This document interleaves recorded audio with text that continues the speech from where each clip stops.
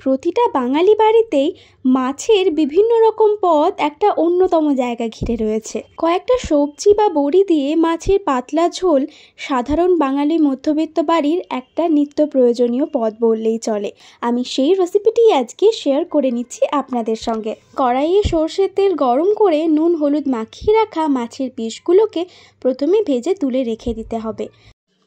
এরপরে সেই তেলেই বড়িগুলোকে ভেজে নেওয়া হয়েছে। আমি আগেও একটি ভিডিওয়ে জানিয়েছিলাম এই বড়িগুলো আমার দিদা বানিয়ে দিয়ে গেছে।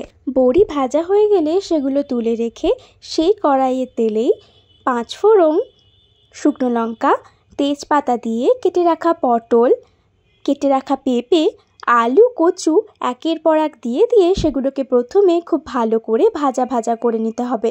এগুলো ভাজা করতে 10 থেকে 15 মিনিট লেগে যায়। 10 মিনিট পরে যখন সবগুলো ভাজা হয়ে আসবে তখন এক এক করে মশলাগুলো দিয়ে দিতে হবে। সবজিগুলো ভেজে নেওয়ার সময় টমেটো, রসুন, পেঁয়াজের একটা পেস্ট বানিয়ে নেওয়া হয়েছে।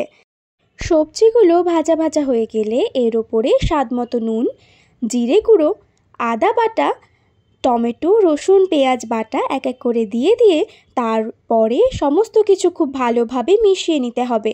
মশলাটাকে বেশ কিছুক্ষণ ভালোভাবে কষিয়ে নিতে হবে। এরপরে যখন মশলার গন্ধ একেবারে চলে যাবে তখন তার উপরে সামান্য একটু ভাজা মশলার গুঁড়ো দিয়ে আবারও সব কিছুকে খুব ভালোভাবে মিশিয়ে নিতে হবে। সব কিছু মেশানো হয়ে গেলে পরিমাণ মতন জল দিয়ে কিছুক্ষণ সময় দিতে হবে জলটা ফুটে আসার জন্য। সেই সময় তরকারিতে হলুদ দিয়ে দিতে হবে। হলুদটা আগে দিলে তরকারি অনেক সময় কালচে ভাব চলে আসে, তাই জল দেওয়ার পরেই মাকে দেখেছি তরকারিতে হলুদ দিতে।